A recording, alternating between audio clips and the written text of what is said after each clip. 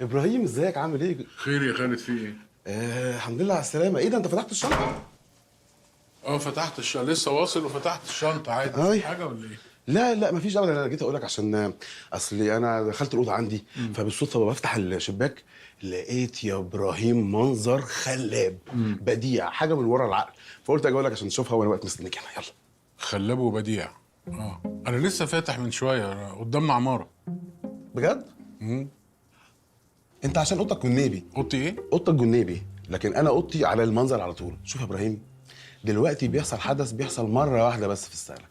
القمر دلوقتي متعامد على النافوره، وانت لو فوتت المنظر ده مش هتشوفه تاني. يلا خد المفتاح، شوفه عندي في الاوضه وانا واقف مستنيك هنا. يعني انا اوضتي جنيبي والقمر متعامد على النافوره في بلغاريا. بالظبط. انت مالك في ايه؟ ايه في ايه؟ عايز ايه يا خالد؟ مش عايز حاجه، انا كنت عايزك تشوف المنظر هتضيع التعامد، يعني انت حر. ايه ده؟ ايه ده؟ ابراهيم انت لسه ما رتبتش حاجتك. انا هساعدك. ايدك سيب كل حاجه. انا اصلا طلبت حد يجي ياخد الهدوم دي كلها يغسلها علشان زينب حطت لي فيها فسيخ. هات اغسلها لك. تغسل لي ايه؟ الهدوم؟ ليه؟ عشان دي حاجه بقى ما تعرفهاش عني بقى يا ابراهيم. ايه بقى؟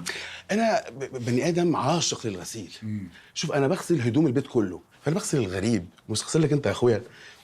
انت عارف يا ابراهيم، انا متعتي الشخصيه ان انا البس كده جلابيه مقلمه على اللحم واقعد بقى ايه اغسل وانقع واهرش والنبي ارجوك يا ابراهيم ارجوك ما تحرمنيش من متعتي الشخصيه دي ارجوك. جلابيه على اللحم وتهرش وتمرش؟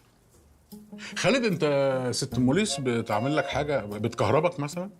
لا ليه؟ لا، اصل انت مش انت.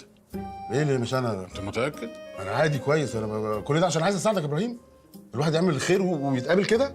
ماشي يا ابراهيم.